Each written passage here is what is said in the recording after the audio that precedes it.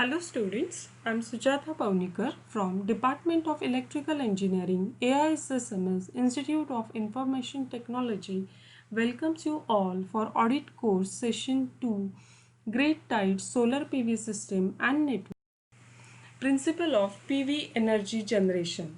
Photovoltaic, that is PV energy generation, is a method of generating electric power by converting solar radiation into direct current electricity using semiconductors, which shows photovoltaic effect, that is conversion of photon energy into voltage.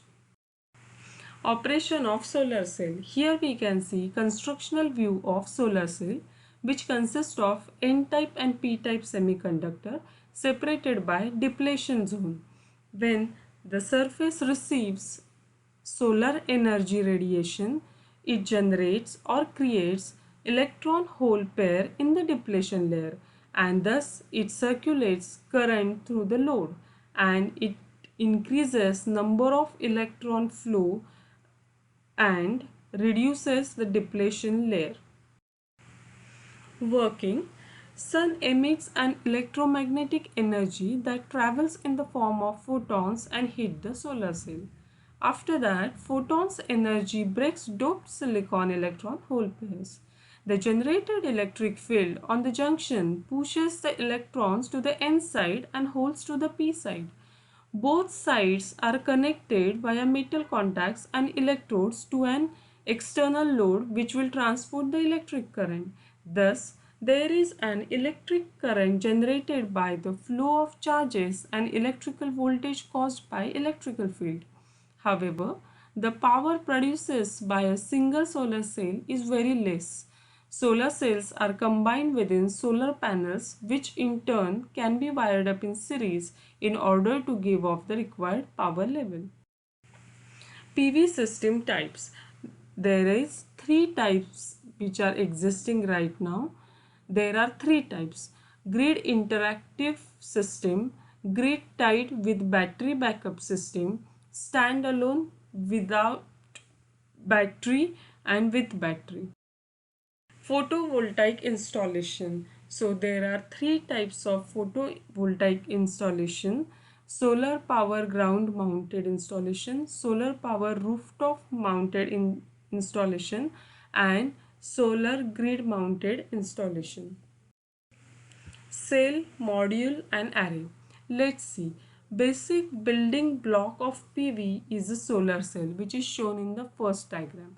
Multiple solar cells are connected together in series to increase the voltage rating, and they form solar module or panel. Multiple panels are connected to form solar array to give desired power requirement. So, a photovoltaic module is an array of photovoltaic cells.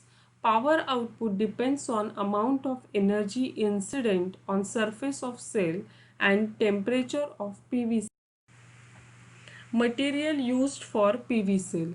Photovoltaic power generation employs solar panels composed of a number of solar cells containing photovoltaic material.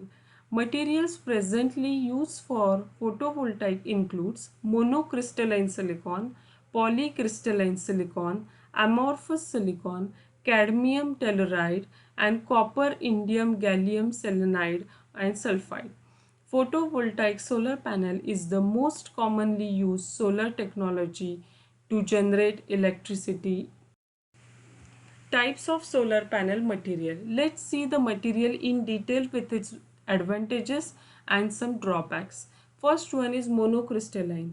As the name implies, these are cells that are grown from a single crystal, because mono means single. The production methods are difficult and very expensive, and they are more efficient but at the same time more expensive. Multicrystalline or polycrystalline material. The production process allows multiple crystalline structures to develop within the cell. It is easier to implement in a production line. It is relatively cheaper than monocrystalline but having lower efficiency. Third one is thin film. It uses less silicon to develop the cell, allowing for cheaper production cost. It tends to be less expensive but has also lower efficiency. Thin film needs about twice as much space for the same size system and the output, but the total cost is less. Series string of PV cells to increase the voltage. As we know, single solar cell generates very small amount of voltage. To increase the voltage rating, we are connecting solar cells together. We are connecting solar cells in series on panels, and panels are connected in series into series strings. All series connected elements increases the voltage by directly adding the voltages, but they conduct the same current. To increase the voltage rating, we are connecting cells in the series, and to increase the current rating, we are connecting cells in parallel. Maximum power point tracking is called as MPPT. So there are multiple algorithms and control techniques developed to extract solar power at the maximum level. So voltage of the PV module has to be at the maximum power point to extract maximum power, and it depends on the conversion ratio of battery voltage to PV voltage. The converter is used to step up or step down the voltage as per requirement. Battery is charged with the maximum power available from the PV panel. Solar PV system. So let's see solar PV system and its classification. First one is standalone solar power. A standalone solar system, the solar panels are not connected to the grid, but instead they are used to charge a bank of batteries and supplying the load. These batteries store the power produced by the solar panels, and then your electrical loads draw their electricity from these batteries. Standalone solar power systems have been used for a long time in areas where no public grid is available. Those are remote and outskirt area where transmission and grid is not available. Here in the diagram we can see the schematic of solar panel converting solar energy into DC electrical energy, charge controller, battery as an energy storage device, and inverter is a device which converts DC power into AC power and supply to AC load. Solar panel produces more electricity than our house, then this surplus power is fed into the grid.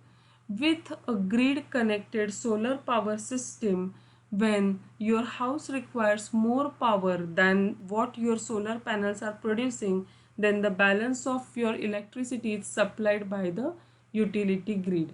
Here you can see grid connected solar system where solar energy is converted into the AC electrical energy using inverter.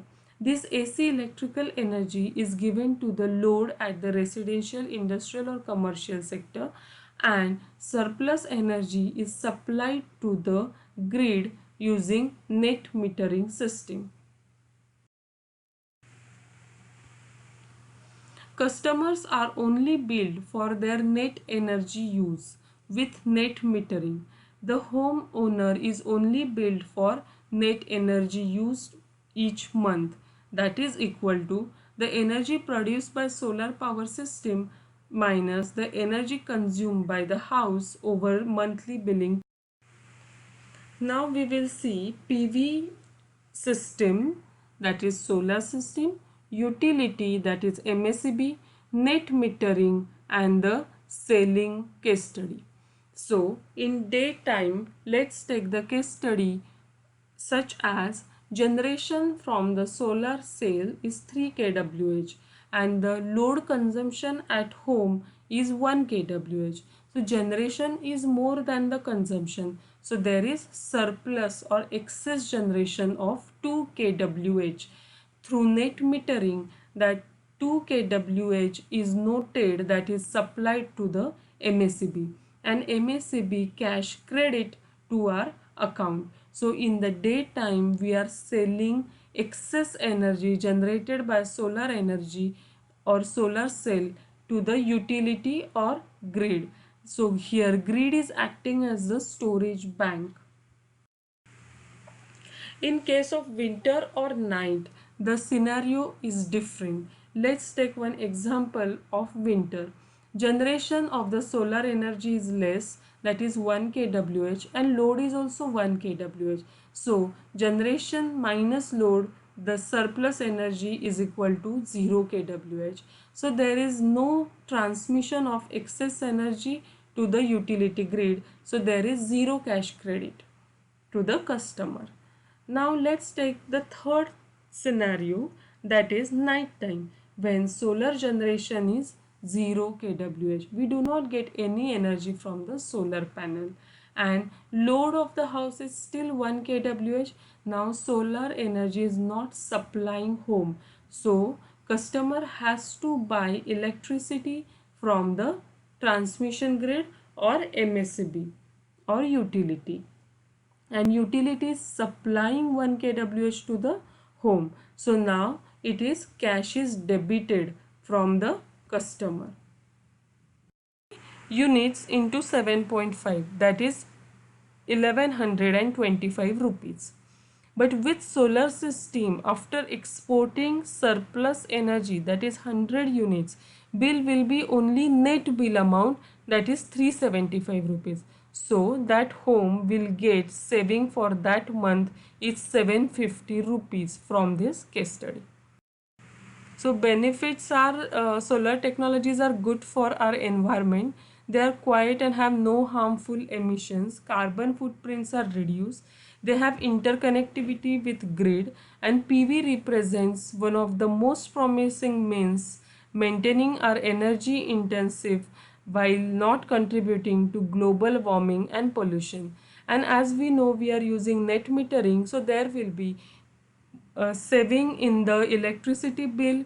It is step for the sustainable energy development and climate change, and the solar energy is a clean source of energy. So customer and utility both are in win situation.